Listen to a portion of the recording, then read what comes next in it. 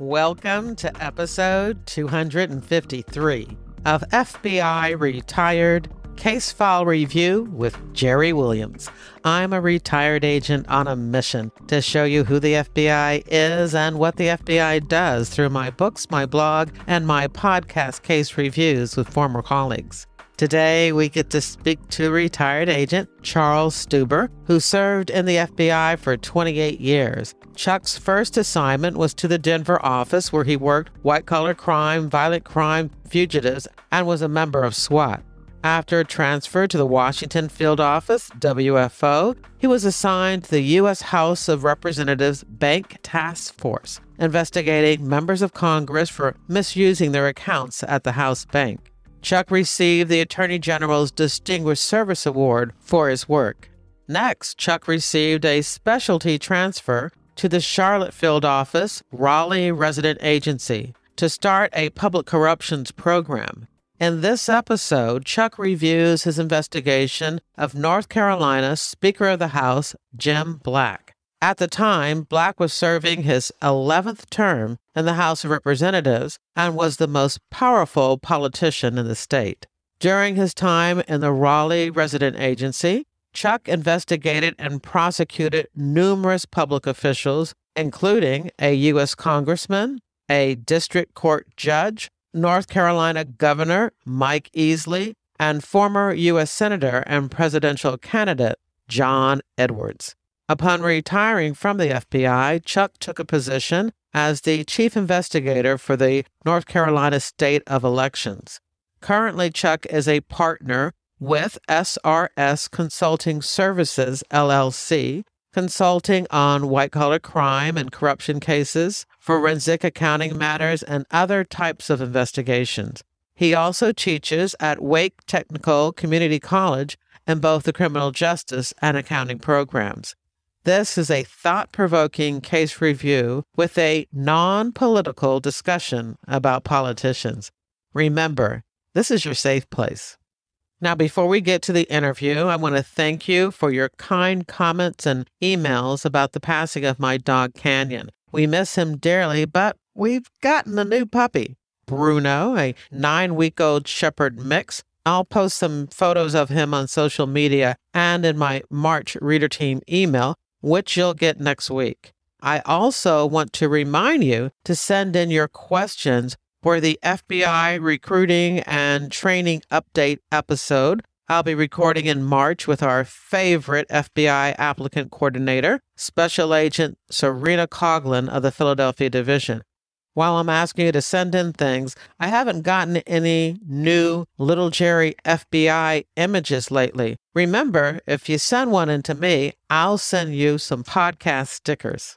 Of course, I want to welcome new listeners. In your podcast app's description of this episode, there are links to where you can buy me a coffee, visit my website to learn about my nonfiction and crime fiction books, and to join my reader team to keep up to date on the FBI in books, TV, and movies. Thank you for your support. Now here's the show. I want to welcome my guest, Charles Stuber. Hey, Chuck, how are you? I'm doing fine, Jerry. How are you doing? I'm doing great. I am really excited that you are presenting a corruption case today. I'm interested to hear what level of public corruption you have in North Carolina now that I've moved here, because I can tell you in the Philadelphia area, there were plenty of good cases against public officials. Where do you want to start? Why don't I start by giving a little bit of background on Jim Black, the subject of the investigation, and then I may back up a little bit and just tell you kind of how I got into the case and then take it from there, if that'll work for you. Yeah, sounds good. Jim Black was the Speaker of the North Carolina House of Representatives at the time that we were doing this investigation. In that position, he was probably the most powerful man in North Carolina. At the time, you had the governor, the president pro tem of the Senate, and the Speaker of the House. And Jim Black had built up a power base. He'd been in the General Assembly for a long time. He was an 11-term House member, so he served over 20 years in the North Carolina House of Representatives. He was a 4-term Speaker of the House, which made him I guess he was tied for having the most years of being the Speaker of the House, which is a very powerful position. He had built up a power base where he was probably the most powerful man in the state at the time. And what he was able to do in that position is he basically could pass judgment on any piece of legislation that came up in the General Assembly. If it was a piece of legislation that maybe some of his constituents had to fail and not become law, he could find a way to kill the bill. He had a friend in the Rules Committee that he could usually stick a piece of legislation in there for further analysis and just bury it, not let it come up for a vote. Being able to control the legislation that was going through the state of North Carolina really gave him a lot of power. When you think about it, just to kind of explain how that would be a benefit, if you're a farmer and you are producing a product like soybeans, and there's a piece of legislation that's going to come through the General Assembly that's going to increase the tax on your product, you're probably not going to want that to happen because it's going to make doing business more expensive. Jim Black was in a position where, again, if there was a piece of legislation that he didn't want to pass, he could stick a committee somewhere, not let it come up for a vote, and basically kill the legislation. So it was worth your while if you were somebody in a special interest group that didn't want a piece of legislation to go through to contribute to Jim Black's campaign, or, provide him with some incentive to handle the piece of legislation the way you wanted it done. Jim Black was an optometrist, and at one point he helped pass a bill in North Carolina that made it such that all children, before they could enter kindergarten, had to have an eye exam by a licensed optometrist. That was something you can look at it and you can say, this is probably not a bad thing to catch any kind of eye problems or eye diseases, to get the child treated at an early age. It also put a lot of money in pockets of optometrists in North Carolina. I know there were a lot of parents that complained that they couldn't afford to have an eye exam by an optometrist before they sent their child to kindergarten, and it's putting a financial burden on a lot of parents. That was kind of the type of legislation that would be going through that benefited Jim Black and certain special interest groups that he represented. Given the position he was in, there were a lot of different groups that were looking to contribute money his way so that he would work with them to do what they wanted done legislatively in the state of North Carolina. But before I get into the case, I'd like to back up just a minute and kind of explain how I got into the corruption area and ended up investigating Jim Black. It's just a little bit of a journey into how we actually got into this case. I started out, my first office in the FBI was Denver, Colorado. And when I was in Denver, I worked white-collar crime cases, also worked violent crimes and bank robberies and fugitives. And we had a quadruple homicide bank robbery case. And I was on the SWAT team, did a lot of things there and had some good success working white-collar crime cases there. Then I ended up being transferred at the time. As you probably remember, Jerry, you had to do, at that time in the Bureau of History, you had to do time in a big office. I was transferred to the Washington field office in Washington, D.C. It's often referred to as WFO. If I refer to it as that, that's what I'm talking about. When you get to a big office, a lot of times, especially in an office like WFO, you get there and you're a number on a computer printout and nobody really cares what you did in your prior office. And I could have gotten transferred to a Czechoslovakian counterintelligence squad or something. But the luck of the draw for me was I got put on this big high-level public corruption case investigating the United States Congress, House of Representatives Bank. They had a task force where they were looking at all the congressional members that had overdrawn their checking accounts. What we ended up doing is we were looking at all these bank accounts. And of course, as you know, Jerry, from working fraud cases and white collar crime cases, you can tell an awful lot about what's going on in somebody's life by looking at their bank account. We ended up finding a lot of different areas of illegal activity and prosecuted a number of congressional members and staffers and people on Capitol Hill. I ended up handling a bribery case involving a former congressman from Ohio named Donald Buzz Lukens. That case could be a subject of a whole other podcast. It was one that took a couple of years to put together, but the bottom line was he ended up prosecuting and convicting this former congressman, Buzz Lukens, and a businessman in Ohio on bribery charges. The SSRA, the Senior Supervisory Resident Agent in the Raleigh, North Carolina office, I had met him. I'm from Raleigh, North Carolina, and grew up here, went to NC State and the University of North Carolina Law School. And I'd been back a couple of times to come into the Raleigh FBI office and met John Warner, the senior supervisory resident agent here. John Warner had been in the Washington field office as well. He had a background in public corruption, and he wanted to start a public corruption program down in North Carolina because there really hadn't been anything done in North Carolina in about 20 years. And Raleigh's the capital city where all the government is, and he felt like there had to be corruption here, and he needed to address that. He wanted to start a public corruption initiative. Dale Bird up in WFO, Dale's a really good guy and gave me a good recommendation with John Warner, wanted me to come down and work public corruption in Raleigh. Jerry, as you know, the Office of Preference list for Charlotte is probably longer than any list in the FBI, so I was way down on the list. But John Warner, and I'll refer to him as JW, that's how he likes to be called, but he was able to do a specialty transfer for me to come down to Raleigh, North Carolina, and hopefully start up a public corruption program in the Raleigh office. When I got that news, I was shocked. I almost fainted because I couldn't believe that I was getting a transfer back to my hometown. But it put a lot of pressure on you too to come through with the assignment. I was just going to say that because JW gets me into the Raleigh office, and I'm really happy to be here. He brings me in, and JW grew up in Kentucky, and he's kind of a little bit of a good old boy. And he says, "Okay, son, I got you back here to North Carolina, and now I expect you to go make some PC case." As you say, that kind of put some pressure on.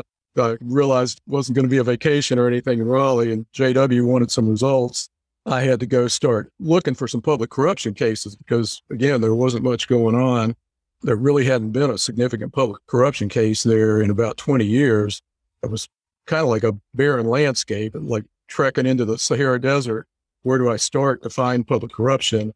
Jerry, as you know, public corruption doesn't happen out in the open. It's something people pay bribes in dark places where nobody can see. It's not something that's out there for everybody to see. I was looking under every rock. I was talking to everybody I could. I was looking in closed file cases, looking at old sources, talking to people in watchdog groups, reading newspaper articles, taking complaint calls, anything I could do to find some sort of public corruption cases to work. I didn't want JW to send me back to WFO. I don't know if he could have done that or not, but I wanted to deliver the goods for him if I could.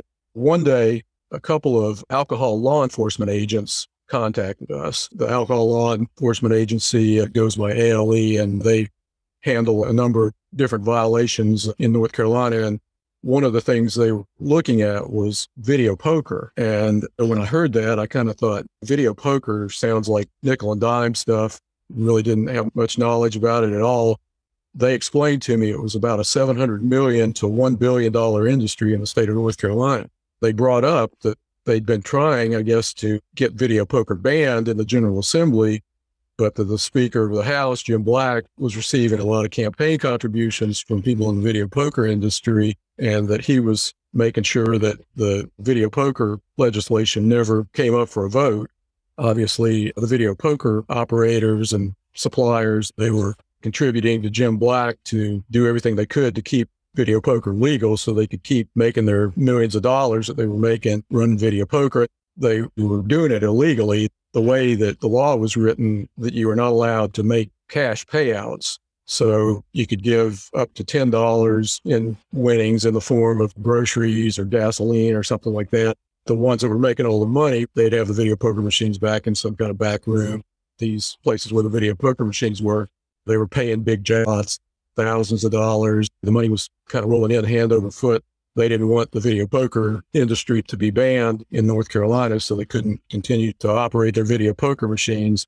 Every legislative session, there was a state senator in the other side of the General Assembly from Jim Black.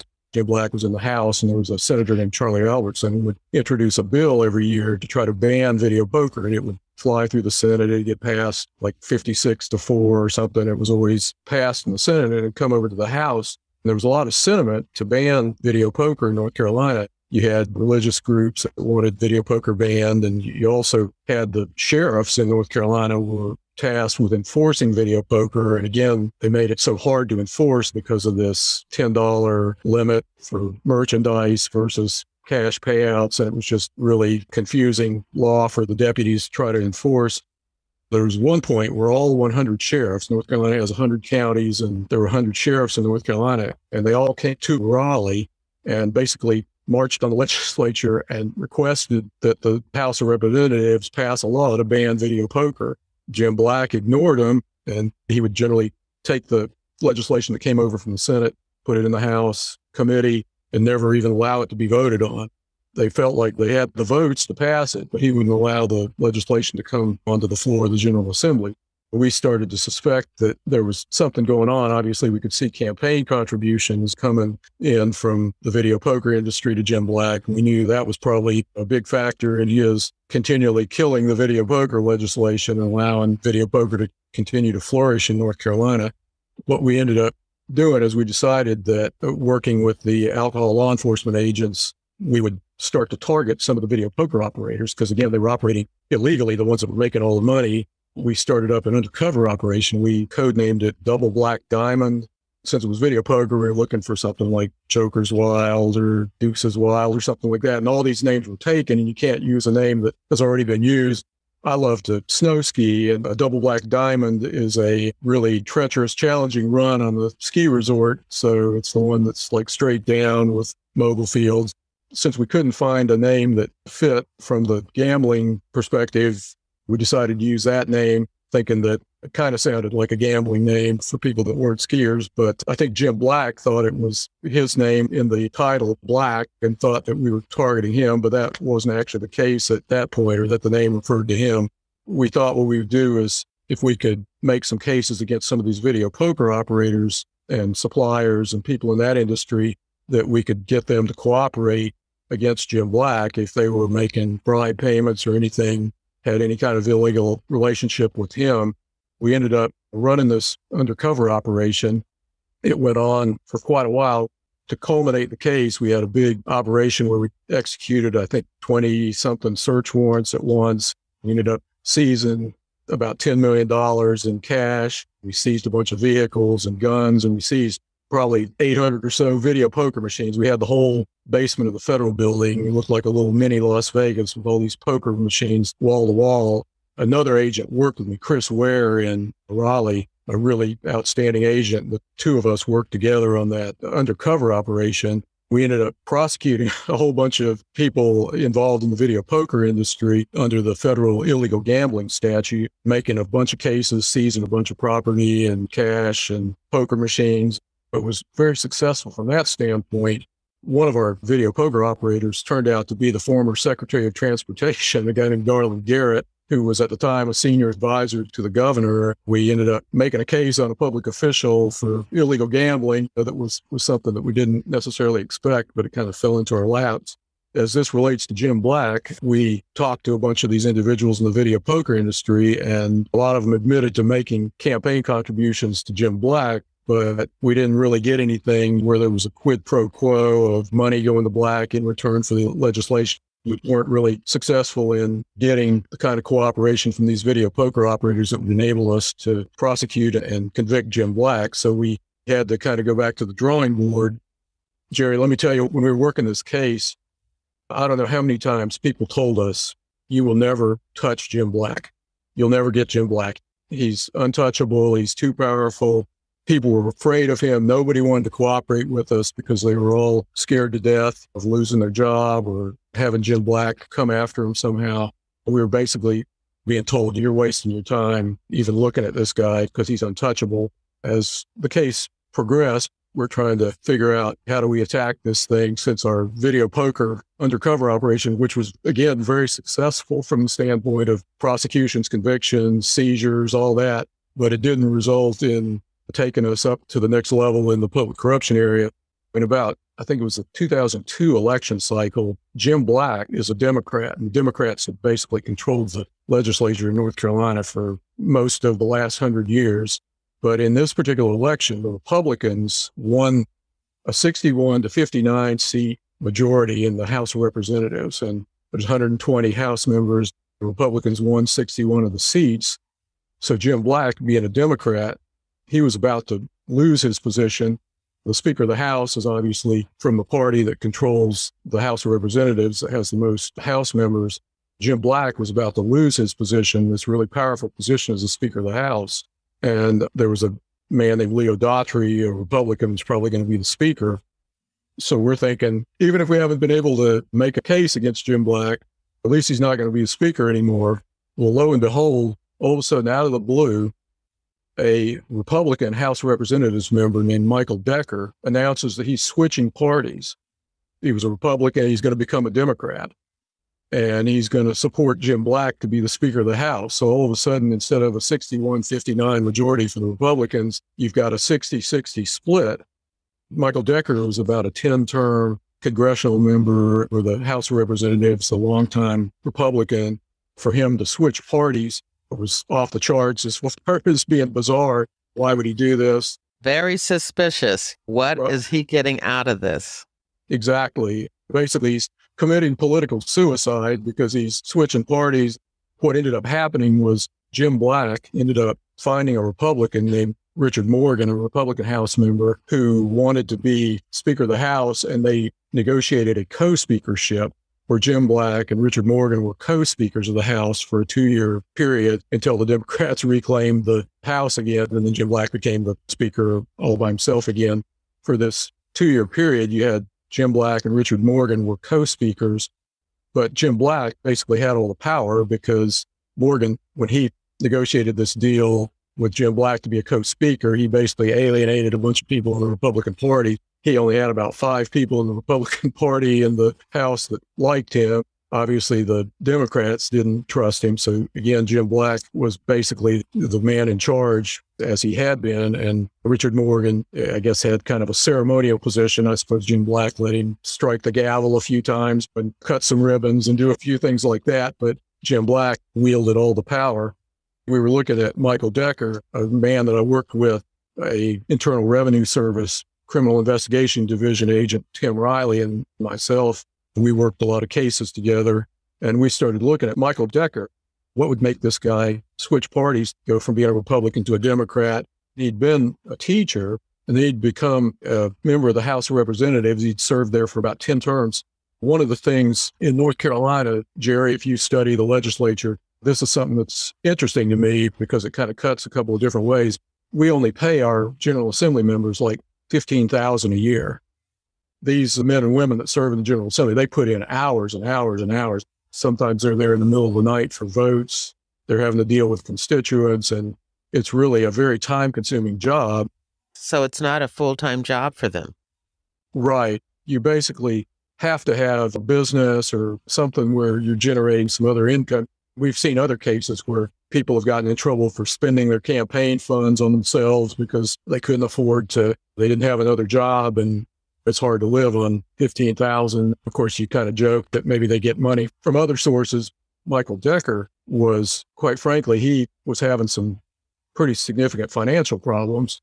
We heard stories about he had a camper or something that he'd hook up. He'd plug it in the church or something downtown would allow him to plug in, and he could take a shower in their gymnasium or something like that. And that he just was struggling financially. You kind of look at that, and as you say, what is he going to get out of this? But he looked like a person that was susceptible to taking a bribe or taking money in return for doing something bizarre like switching political parties. We started to look at Decker. This is a whole nother philosophical conversation, as much as I don't like to say this because I'm not a fan of politicians, but maybe we need to pay General Assembly members a little bit more money so that they can afford to live, so they don't become susceptible to taking bribes. Tim Riley and I, we decided, let's go out and talk to Michael Decker and just see if we can figure out what was going on with him. He lives out in Walkerton, North Carolina. We go out there and we find him. By the time we were speaking with him, the 2-year period had passed, and he was no longer in the House of Representatives because he obviously didn't get elected again. He actually tried to switch back to being a Republican to try to get elected, and the Republicans were like, no, you switched parties to become a Democrat, betrayed us. And so he didn't get elected. He should have seen that coming. Exactly. You don't have to be a brain surgeon to figure out, you basically stab your party in the back, and they're going to do everything possible to make sure you don't get elected again. We go out and we meet him. He's down in his basement working in his shop, and he's got these Corvair automobiles sitting out in his yard. He's got several of them. I don't know, Jerry, if you remember the Corvair, but it was a semi-sports car. We asked him, what was your mindset? What were you thinking about when you switched parties? And he gave us this. I had philosophical disagreements with Leo Daughtry. I didn't trust him. I didn't think he'd be a good speaker. He gave us kind of a cock and bull story about how he felt disconnected from the Republican Party and felt like he couldn't agree philosophically, so he needed to switch parties. We asked him whether he received anything in return, and he denied receiving any money or any kind of benefit, although he did have a job that was interesting to me. He had a job with the state that Jim Black had lined up for him, researching the gold history of North Carolina. Jerry, I don't know about you, but when I think of gold mining and stuff like that, I don't really think of North Carolina. That was his job. Not suspicious at all.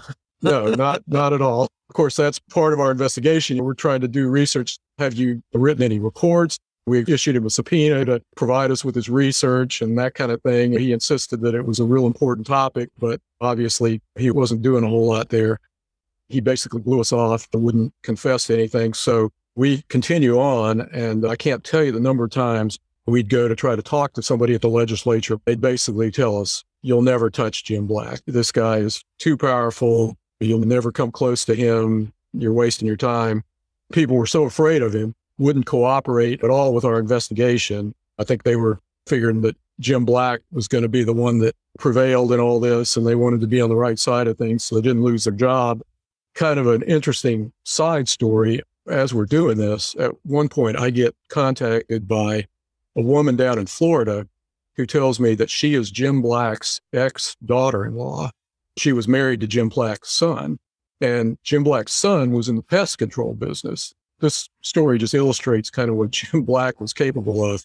His son's in the pest control business, and I guess there was a pest control inspector from the state of North Carolina who came out and inspected some of Jim Black's son's work and apparently felt like it was substandard and issued a citation to Jim Black's son. According to Jim Black's ex-daughter-in-law, Jim Black's like, hey, I'll take care of this for you. The next time the budget came out from the General Assembly, this guy's position had been written out of the budget. The pest inspector that came out and wrote, wow. So this guy, all of a sudden, he didn't have a job anymore. That just kind of shows you why everybody was afraid of him, because absolutely, if he can take action against some person who's working as a pest inspector, nobody's job is probably safe. That's what we're up against. People are scared to death of him, scared to say a bad word. And we knew a bunch of people were lying to us. And what was kind of funny is at the end of the case, some of these same people came back to us and wanted to be like, hey, I've got more information for you. It was funny at the time when we needed their cooperation. Nobody wanted to help us. When we ultimately prosecuted Black, they knew they were safe. Yeah. Yeah. It's like, you didn't get him for this or that. It would have been nice if you told us this a couple of years ago. We continue to march forward. We're issuing some grand jury subpoenas to different people. One of the subpoenas we issued, one of the things Jim Black did was Michael Decker's son got a job working for the legislature. We issued a subpoena to him to come in and testify to the grand jury about how he got that job and everything. One of the things that they asked him in the grand jury was his father, Michael Decker, the House member, the legislator, had given him some information about a fundraising event where he had gotten some money. Michael Decker was asked about that in the grand jury and basically talked to the grand jury about this particular issue. Well, it turns out Michael Decker, the legislature, had lied to his son about this fundraising. You know, he was coming up with a reason why he'd received some money. The son had gone in there, and what we decided to do, Tim Riley and I decided, well, let's go out and talk to the son and ask him about this testimony that he gave that was incorrect. We went out to his house one evening, and we're there talking to Michael Decker's son, and Michael Decker's son's wife is in the room. We're talking to Michael Decker's son about the fact that he went in and provided inaccurate information in the grand jury. Jerry, as you know from your career, you testify in the grand jury, you're under oath, under the penalty of perjury. It can be a serious problem for you if you go in and lie in the grand jury.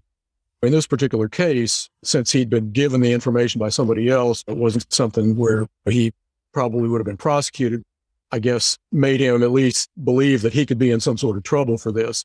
His wife is pacing the floor back behind, we're talking, and she's not saying a word. but I'm kind of looking at her, watching her body language, and you can tell her blood is just boiling. She wants to say something, but she's keeping her mouth shut. Michael Decker's son doesn't provide us with anything significant, so we leave. A couple days later, the U.S. Attorney's Office gets a call from an attorney representing Michael Decker, the House member. Michael Decker wants to come in and talk.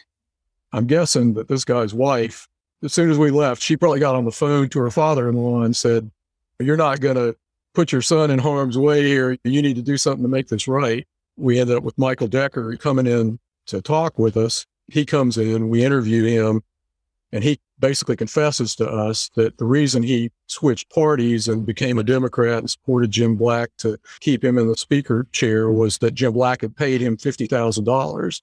He'd paid him about $38,000 in these checks that I'll talk about in just a minute because it's kind of interesting how he did that.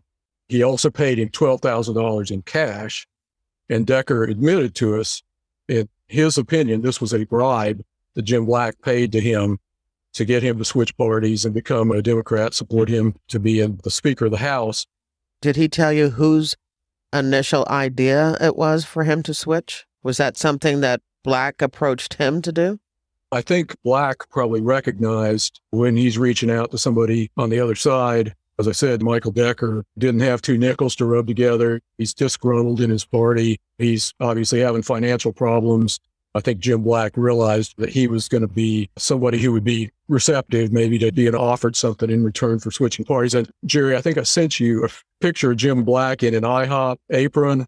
That was something the News and Observer did that just kind of make fun of it, because this transaction where he paid the $50,000 took place in an International House of Pancakes restaurant bathroom in Salisbury, North Carolina. The News and Observer, I think they had a little fun with photoshopping a picture of Jim Black in an IHOP apron. But Decker admitted to taking this bribe. And then one thing, we were in a number of these corruption cases. We worked with the North Carolina State Board of Elections. We worked with a woman there named Kim Strack.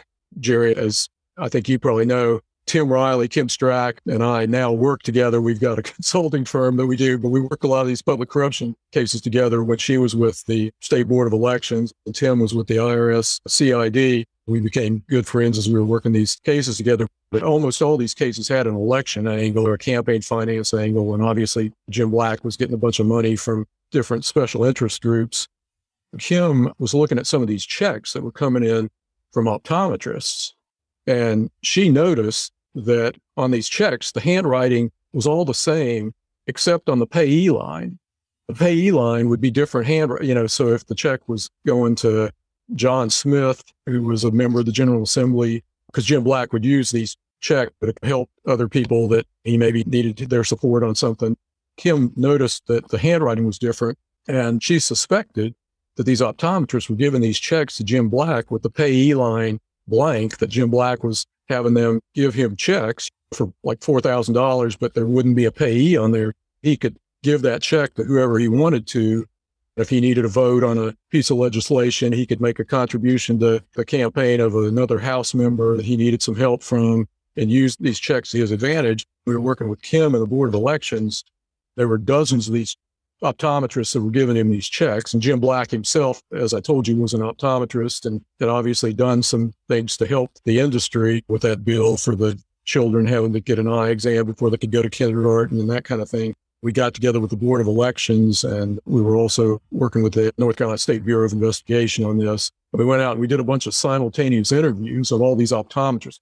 Tuesday morning at 9 o'clock, teams of 2 agents are going to hit 20 different optometrists at the same time, so they couldn't call each other and coordinate their stories or anything. What we ended up getting out of that was a bunch of them admitted that they were told to give these checks with blank payee lines. That is certainly a unique way of paying bribes.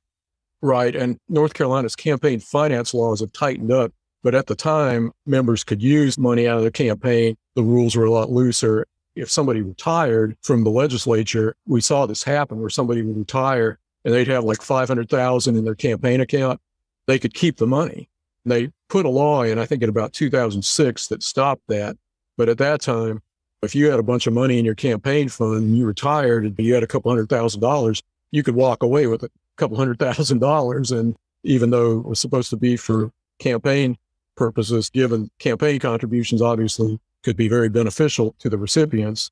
Jerry, I think I might have sent you a slide of a guy named Scott Edwards, who was an optometrist, and he had kind of coordinated this deal with the checks and the blank payee lines and everything coming into Jim Black. I think he pled to maybe a misdemeanor charge, but we ended up prosecuting him for his role in all of this. Basically, we've gotten Michael Decker to confess. We can show that he got $50,000 in return for switching parties and allowing Jim Black to remain the Speaker of the House. Let me ask you, Jerry, you'd think that would be enough, wouldn't you? Because if somebody receives a bribe, somebody's got to pay it on the other end, right? Right. Absolutely. So you got somebody who says, I got a bribe, then you obviously have a case against the person who paid the bribe. Unfortunately, that wasn't enough in this case. So we prosecute Michael Decker. He pleads guilty and gets sentenced to 4 years in prison, $50,000 fine, and cooperates with us, again, confessed and gave us the information, said it was a bribe payment to him, admitted that. We're like, okay, I think we're in pretty good shape to be able to prosecute Jim Black. Jerry, I'm sure you know this from your cases that you've worked where you're dealing with high-level people with a lot of money. In a regular case, you got to prove the case in a court of law beyond a reasonable doubt that the person's guilty. Well, in a public corruption case, I would say you don't have to prove it beyond a reasonable doubt, which is maybe 97, 98%. You got to prove it 100%. The case has to be airtight. These people that you're dealing with, they have a lot of money. They get high-powered defense attorneys that come in and pick apart every aspect of your case, scrutinize your case backwards and forwards. Prosecuting attorneys, they don't like to look bad. They don't like to lose and want the whole world to see it. Every day, something was in the newspaper. Some days I'd come home and my wife would tell me, she'd go, I know what you did today. You were over at the legislature and you served a subpoena on so-and-so, because she'd watch the news and it was on the news that night. She'd know about it before I even got home. They're high-profile cases and high-powered attorneys, expensive, high-paid defense attorneys. You basically have to have the case absolutely airtight. And the U.S. Attorney's Office didn't think that Michael Decker was a solid enough witness. And you can understand why. The first time we talked to him, we went out to his home and we're walking past the Corvairs and we're talking to him and he lies to us and he tells us that he didn't receive anything. His credibility shot from that. The U.S. Attorney's Office just felt like he was a little too flaky to be a star witness. We've got Decker prosecuted and convicted on this. He's pled guilty, but we've got to get more to be able to make a case against Jim Black. You can imagine why, because everybody's telling us how powerful he is and that you're never going to touch the guy. We just have to have an absolutely airtight case. Sometimes you have to have a good break here or there. And again, we were issuing grand jury subpoenas to a lot of the people that had given money to Black, trying to find out if there was some kind of quid pro quo for something that they were receiving in return. We ended up issuing subpoenas to several chiropractors. And unbeknownst to us, there were 3 of these chiropractors that Jim Black had actually solicited for cash contributions, illegal cash contributions, the proverbial cash under the table. These guys had given Jim Black cash. And when we issued them grand jury subpoenas to come in and testify, they got really concerned because you're in the grand jury, you're under oath. You don't want to lie and subject yourself to being prosecuted for perjury. If they admit that they paid the cash, they're basically admitting they committed a crime. These guys, when they got the subpoenas, their blood pressure went way up. Think about what should they do. Plus, they have no idea what you know. I take it they assume you already know about these cash payments. Right. You're exactly right. That was kind of a fortuitous break for us because we weren't aware, but we kind of stumbled onto it by continuing to pursue issuing grand jury subpoenas and continuing to kind of pursue the investigation, sometimes being relentless. Eventually you turn over the right stone and find something that implicates somebody in a crime. And this was kind of one of those cases. They didn't know that we didn't know at that point about these cash contributions. So that worked to our advantage. They went and got attorneys. And it was interesting to me that I think we found out one of the first attorneys that they contacted basically told them not to cooperate and kind of lay low and whatever. But fortunately, they went and got some attorneys. I won't name any names. They got more ethical attorneys who told them they needed to contact the U.S. Attorney's Office and come in and tell the truth, try to work a deal for immunity. These 3 chiropractors came in and basically told us Jim Black had solicited cash payments from them. One of the things that was going on at the time is Jim Black had deals with all kinds of special interest groups where he was trying to assist them with different things they needed in the legislature in return for campaign contributions, or in this case, money, other sources of funds. There was a bill before the legislature that I guess it was going to prohibit insurance companies from being able to require higher co-pays for chiropractors than they would for regular physicians. Basically, it was a bill that was going to benefit them because it was going to force the insurance companies couldn't require people to pay more money for chiropractors, higher co-pays for chiropractors, which would have possibly hurt their business. So there was legislation, again, that was going to be of interest to the chiropractors while this was going on. These chiropractors told us they had made about $29,000 of payments to Black, $25,000 of it being cash payments. Jerry, again, from your experience, you can't really trace cash. It kind of made you wonder if some of the cash that ended up in Michael Decker's hands might have come from the chiropractors that were providing him with the proverbial cash under the table. This all occurred around the same time? We're going back a number of years. Well, we never found the answer to that. The time could have matched up. We're not 100% sure where the cash came from, as there's no paper trail with cash. We can't say that for sure, but about $25,000 of it had been cash. Finally, the U.S. Attorney's Office was comfortable that we had what we needed to prosecute Jim Black. I think Jim Black finally realized this was something that was going to be too significant for him to try to fight. He came in and pled guilty to taking these cash payments. That article I think I sent you showed Black admits taking cash, don't tell during the payoff. He basically, again, admitted to accepting the cash. One thing I'll say, it's a little bit ironic that the chiropractors were a group that actually pushed this case over the top for us, because when I was in the Washington field office, I actually worked undercover on a case that 3 agents up there had. It was a healthcare case targeting chiropractors that were doing fraudulent billings. The case agents, they were Joe Yakshi, Debbie Bond, and Ruth Bransford, and the code name of the case was Backbreaker. They needed agents to go in that had healthy backs, didn't have any back problems, to go in and go undercover for treatment. And then you go in and they tell you, oh, your back's, your spine's curved, you got all these issues. We're going to have like 70 visits to straighten you out. All to be charged to your insurance company. Exactly, because they provided us with good insurance cards that the chiropractor could see. Hey, we can charge for 75 visits before the insurance company will stop paying. And it was kind of ironic that we had a case against chiropractors up there in WFO. And again, I was just a small part of it as a UC person going and doing some of these meetings, getting the chiropractic treatment. They would obviously bill the insurance, and then the case agents would take it from there with the fraudulent billings, and he'd record the meetings. The chiropractors in this case, fortunately, did the right thing and helped us. When you realized that these chiropractors had finally given you the information that you needed to take down Jim Black and stop him from the corruption that he was engaged in, can you tell us a little bit more about that feeling? We'd been told countless times that Jim Black was the politician who was untouchable, that you were never going to be able to prosecute and convict him and take him out of his position of power. As we were working this case, you deal with each day, one day at a time. And I know there were several times where I was like, I don't know if we're ever going to get this guy. You just put your head down and you keep working day to day to day. Sometimes you have things happen in life where you don't really expect them to happen. And then when they happen, you almost can't believe it. And I think that's probably how I fit, because I just wasn't sure. He was a guy that probably the most powerful man in North Carolina at the time. And to be able to put together a case to bring someone like that to justice, I guess I was to some degree kind of surprised. It was unbelievable that we'd accomplished something that I wasn't sure was ever going to happen. And probably a little bit some relief that I wanted to deliver on the assurance that I gave to John Warner when he brought me down to North Carolina, that I was going to do a good job for him. I think that was kind of the culmination of that. Oh, absolutely. You definitely met your promise. Jim Black, ultimately, he was prosecuted, convicted. He was sentenced to 5 years and 3 months in prison.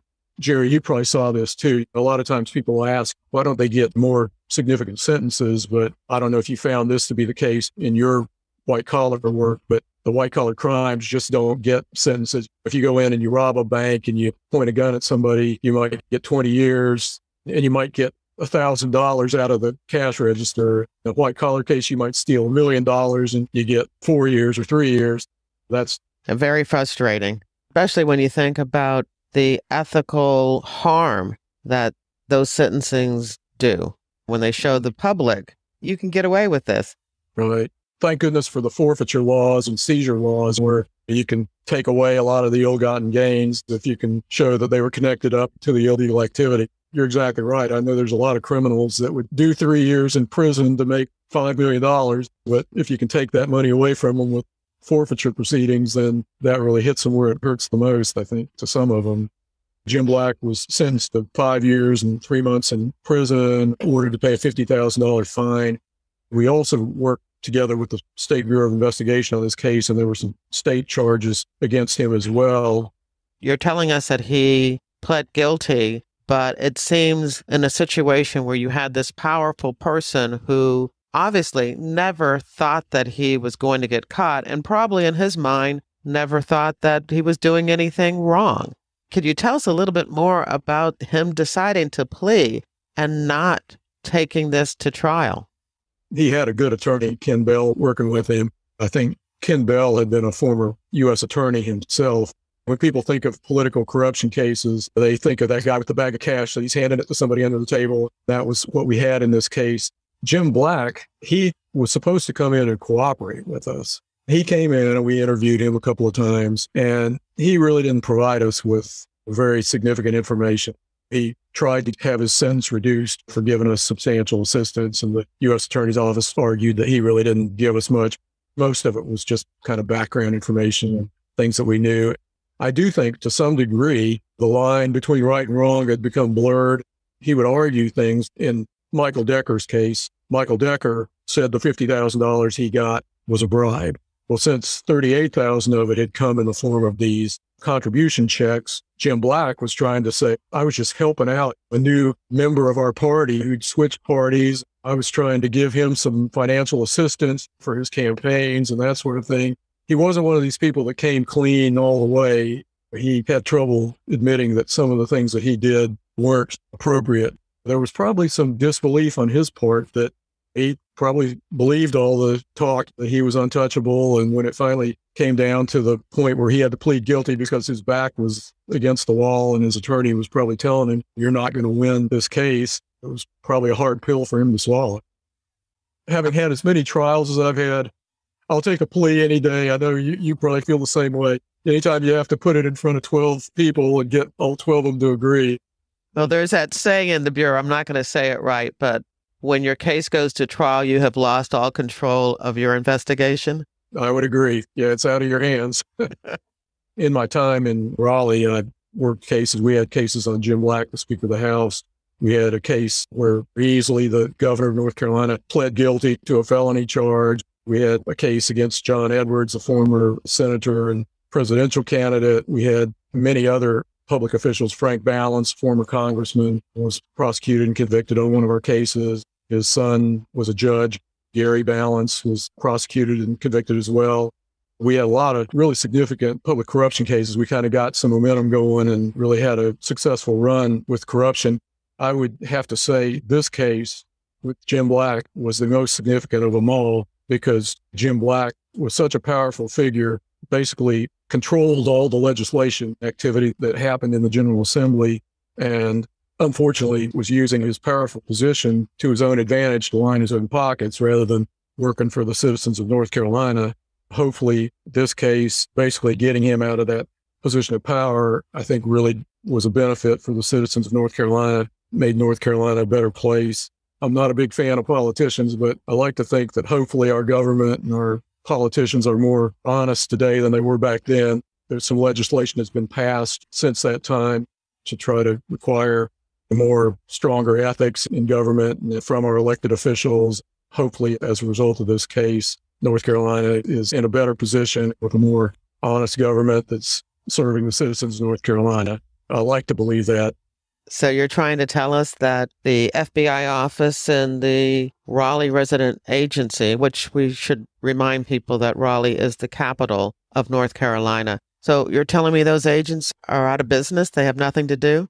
I won't say that, Jerry. I really got to look at how politics works when I was up in Washington, D.C., working the House Bank case. I kind of came to the conclusion that a lot of people get into politics for the right reasons. They want to do something good for their community. Maybe they have a strong interest in education or protecting the environment, or they have some platform that they want to promote, and they get into it for the right reasons. The problem is you get into, you're a congressman, you're only one vote. So you get there. When I was in WFO, one of the cases we had on my squad was the Dan Rostenkowski case. I don't know if you remember that, but he was a very powerful member of the House of Representatives, the U.S. House of Representatives. A freshman congressman gets up there and they've got their ideas about all the good things they want to do. And then someone like Dan Rostenkowski comes to him and he's like, hey, we'd really like to help you. Your ideas for education are really good and we want to help you with that. But in return for that, I'm going to need you to vote on a few bills here to put a nuclear power plant in somebody's backyard. I think people get into it and they start to have to make these compromises. And I think you do have to compromise to get anything done. You can't get your way on everything. And then the money, especially in a congressional position in Washington, you have to run for re-election every 2 years. You get elected, and the day you set foot in office, you're basically having to fundraise for your next election. And, politics, unfortunately, you have to raise money to get your message out, or you're not going to probably have a very good chance of being successful. You got these special interest groups wanting to give you money, but in return, they want something. They want you to help them. I think a lot of times people, they get into politics with good intentions, but they just get so twisted up. So many people coming at them from so many different areas, having to make so many compromises that sometimes they just lose their perspective and forget what it is they stand for and why they got into politics in the first place. That's true. But I think also it's that power grab where once they realize the power that they have, then that helps them to kind of lose perspective too, and to think about, I'm doing all of this good work. What am I getting out of it? And they start thinking about themselves. It's very, very similar to the type of personality that I investigated in the corporate fraud cases and conman cases that I did during my career. I don't know if we can really say that these individuals who get caught up in the criminal aspects, if their personalities and their ethics and their motivations are really any different. You're exactly right. I've investigated white-collar crime cases, Ponzi scheme cases, and these guys, their egos are so big they can't fit in the room. And you're exactly right. Politicians, they get intoxicated by the power. You got to have a little bit of ego to run for some of these offices. Senator, congressman, president, got to be a little bit of ego in there, or a lot. Right. And I do think a lot of leaders, good leaders, have a little bit of an ego, and that's what makes them strong leaders. But you've got to keep it in check. You're exactly right. I think the similarities between politicians and these really successful con men, the parallels are very similar. Before we move on, you dropped a name, John Edwards, that I think a lot of people listening kind of sat up in their seat. Is that a case that we can have you back on to talk about in the future? Yeah, I'd be happy to talk about it. One thing about these public corruption cases, Jerry, is they're out in the public eye. So a lot of what you're talking about, it's not top secret information or anything. The Edwards trial in Greensboro, I didn't know what paparazzi were until we had started having that trial, and we'd come out of the courthouse and there'd be 9,000 reporters and cameras clicking. And that was one that was very prominently covered by the news media, and a very interesting case. As you say, a whole nother program all itself. Trying to condense that one down would be challenging to do, but happy to come back anytime. We'll give you a little bit of time to start writing out that outline, and definitely have you back later in the year to do that. I think we're at the point where I can ask you my standard question, which is, when and why did you join the FBI? I'm kind of a big believer that God kind of puts you where he wants you to be when he wants you to be there. In my particular case, I was in accounting at NC State. I liked accounting. I was doing fine. I enjoyed accounting. But a few years earlier, and Jerry, I don't know if you're old enough to remember, but there used to be traveling salesmen that would come around selling encyclopedias and stuff in the summertime. I don't know if you ever got a knock on the door for one of those, but there was one day, I think I was probably in high school, and this guy comes to our house and he's selling this book of knowledge. And so my mom and I are home. My dad's gone on a trip or something, which was probably good because he was a very frugal person. He would have never bought a book from this guy. But anyhow, this guy's a good salesman. He talked us into buying this book of knowledge. Half of the book is a dictionary. It's got stuff about science, math, some other things. Probably not much in depth about anything. But anyhow, he talks us into buying this book. My mom probably got yelled at by my dad when he got back home and found out we bought this book. Years later, I'm in accounting at NC State. And I go back home and I'm doing a homework assignment. I pull out this book of knowledge. I had to tell you, I love the name of the book. It has so much promise in that name. Yeah, I'm not so sure that it lives up to the name. I open up the book of knowledge, probably to look up a word in the dictionary. And I open it up and it's got a section on careers. And so I look, and one of the careers is FBI special agent. And it says that the FBI hires people with law and accounting backgrounds. And I'm like, accounting? Why would the FBI hire accountants? I'm thinking to be an FBI agent, you had to be like former law enforcement or military, have some kind of background like that. So I go to one of my accounting professors and ask about it. And she's like, oh yeah, the FBI hires accountants. And by the way, we've got an FBI agent coming to talk to the Accounting Society in a couple of weeks. And as you know, it makes perfect sense why the FBI hires accountants, because practically every crime involves money. Whether you're a drug dealer and you're making money so you can buy fancy houses and cars, or you're a terrorist and you need money to finance your terrorist training and your operations. I mean, money is involved in just about every aspect of criminal activity. Having people that can figure out financial transactions makes a lot of sense. I guess J. Edgar Hoover was way ahead of his time in recruiting accountants. Anyhow, I go and I hear this guy. It's a guy named Chuck Richards, who was in the Charlotte division for a long time. Big, tall guy, former basketball player, like 6'9". And he starts talking about cases that he'd worked and arresting fugitives and taking down bank robbers and drug dealers and everything. I was hooked. I'm like, this sounds like the greatest job in the world. I just decided this is what I want to do.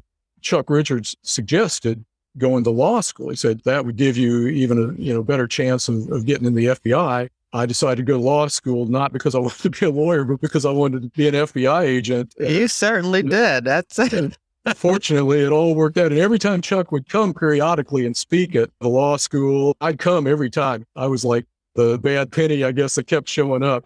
Fortunately, it worked out for me to come into the FBI. I have to tell you, Jerry, it was the perfect career for me. I truly believe that God had that traveling salesman come and had my dad out of town, so we'd buy that book so I'd see the part about the FBI agents, FBI recruiting accountants, and that kind of led me on the path to become an FBI agent because it was just the perfect job for me. I had so many amazing, awesome experiences in the FBI. The thing I probably liked most about the FBI, and I imagine you'll agree with me, but you could look at yourself in the mirror in the morning and you felt like you were doing good things. You were fighting for justice, whether it's somebody who's lost a bunch of money to some scam artist. I remember having a case where we had a bunch of retired old elderly people that these scam artists had taken advantage of and gotten their life savings. And it's kind of like, I'm fighting for justice for these people. It could be a child who'd been sexually molested. For part of my career as a hostage negotiator, there's nothing like seeing a kidnapping victim reunited with their family after you've worked a kidnapping case and gotten the victim back safe and sound. I think you feel the same way, but Absolutely. being an FBI agent is the most fantastic job in the world. I'm just so thankful that God blessed me with the opportunity to work for the FBI and put me in that position. It's just been an amazing ride, an amazing adventure. Couldn't be more happy the way my career turned out. When did you retire, and what have you been doing since you retired? I retired in May of 2014, went to work with Kim Strack, the executive director of the Board of Elections at that time, She brought me over to start up an investigative unit there.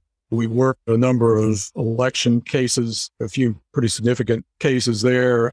I was there for about a year and a half. And then I know this is going to sound crazy for me to say, but I decided to actually take a run at politics myself. And I felt like somebody with a background like mine in the FBI, working white-collar crime cases and corruption cases, could be a really good state auditor for North Carolina. It's one of the 10 Council of State positions. You have the governor, lieutenant governor, attorney general, agriculture commissioner, secretary of state. State auditor is one of those positions.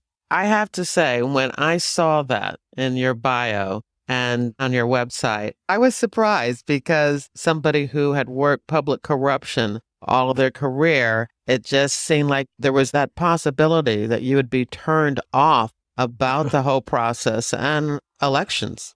Well, I guess to some degree, I thought to myself, maybe by getting involved in politics, I can make the system better, do a better job. And I think everybody would agree there's a lot of fraud and waste in government. The state auditor has the ability to go in, any entity that gets any state funding, the state auditor can go in and audit them, audit their books. We had a case against a former Congressman, Frank Balance, who'd set up a nonprofit foundation, and some of the money was going places that it wasn't supposed to. I remember when we worked that case, I thought to myself, how many more of these nonprofit organizations are set up where they're getting money from the government? The person that's running it is taking a $200,000 a year salary, and they hire their wife at $100,000 to be their secretary, and very little of the money is going to the charitable cause that they're supposed to be working towards. I just thought as a state auditor, you could really go in and just look at places where money was going that didn't seem right and expose some of the fraud or wasteful spending, mismanagement of money, fraud, corruption. That was my motivation for getting involved in politics. I think I talked a little bit about the money thing. I'll say this, raising money was the biggest pain in the butt.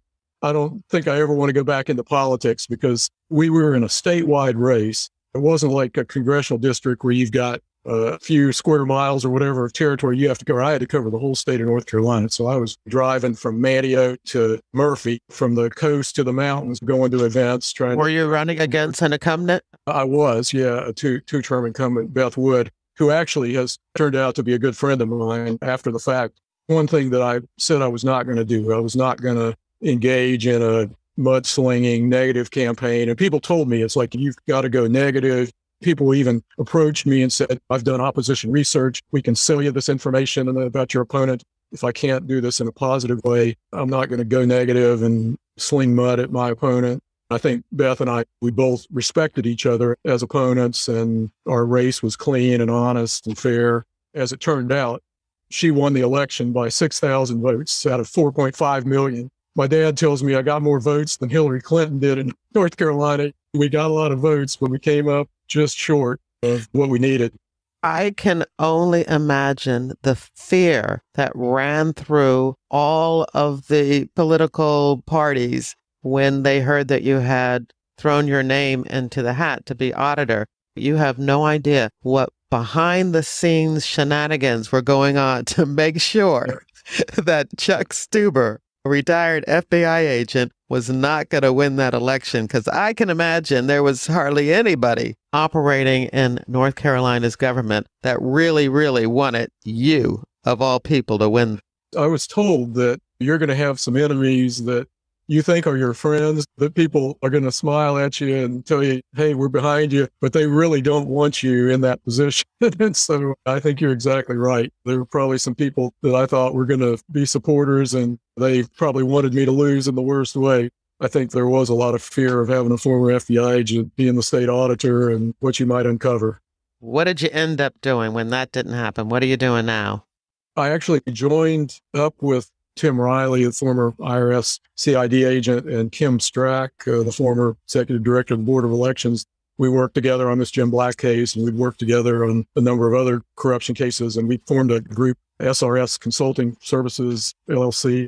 SRS is for Strack, Riley, and Stuber, and we do different kinds of forensic accounting cases and fraud cases, white-collar type cases, corruption cases, whatever somebody has that they need us to look into, again, with an emphasis on white collar. Kim has her background in elections. She's probably the smartest person I know when it comes to election law and how that works. And Tim, a former IRS agent, he's obviously got expertise in the tax area. Knock on wood, we've been staying busy, working different kinds of investigations and cases. I also teach at Wake Technical Community College. I really enjoy that, working with students and trying to help them. I teach constitutional law and crisis intervention. I've taught those courses in the criminal justice program. This semester, I'm teaching a forensic accounting course for the accounting department. As I say, I really enjoy trying to help the students. Like a lot of people helped me on my journey to get where I wanted to be.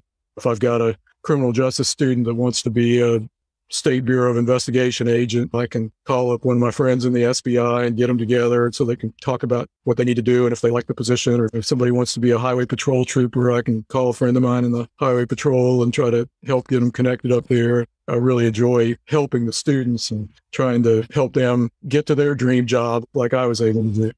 I like to give my guest the last word. So what would you like to say? Having the opportunity to work for the FBI, that was just the perfect job for me. I think there's probably no other career that I would have done as well at, kind of matched up perfectly with my abilities and the things I wanted to do, being able to help people and really feel like you're on the right side of justice. And I was just really blessed. One of my favorite Bible verses is Proverbs 3, verses 5 through 6. Trust in the Lord with all thine heart, and lean not unto your own understanding. In all ways acknowledge him, and he shall direct thy paths. I feel like, in my case, God really directed me down the path he wanted me to go. I believe God puts you where he wants you to be, and when he wants you to be there, gives you what you need when you need it, and that God put me in the FBI for a reason. The FBI was my dream job, and I'm just so thankful God enabled that dream to come true.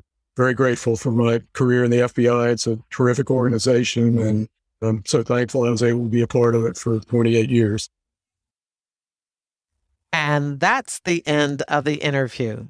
In your podcast app's description of this episode, there's a link to show notes where you'll find photos of Chuck Stuber, including one of him escorting Jim Black into the Raleigh Federal Courthouse. There are also links to several articles about the case against and the conviction of North Carolina Speaker of the House, Jim Black.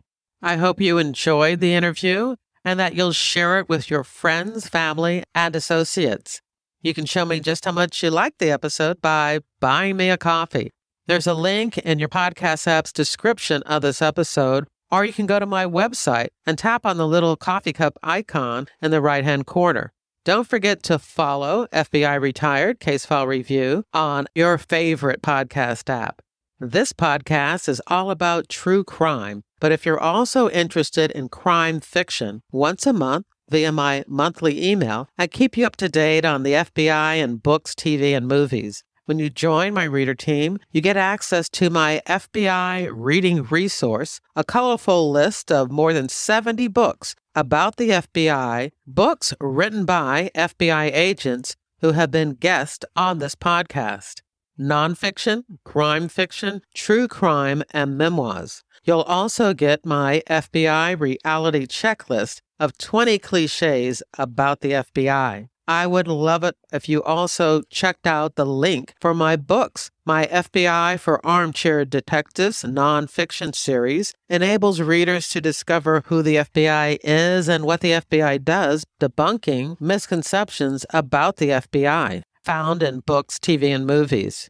And my Philadelphia FBI Corruption Squad procedural series features flawed female FBI agent Carrie Wheeler. My books are available as ebooks, paperbacks, and audiobooks wherever books are sold. And if you've already picked up copies, please consider leaving a review. Reviews help readers find good books. Thank you for listening to the very end, and I hope you come back for another episode of FBI Retired Case File Review with Jerry Williams.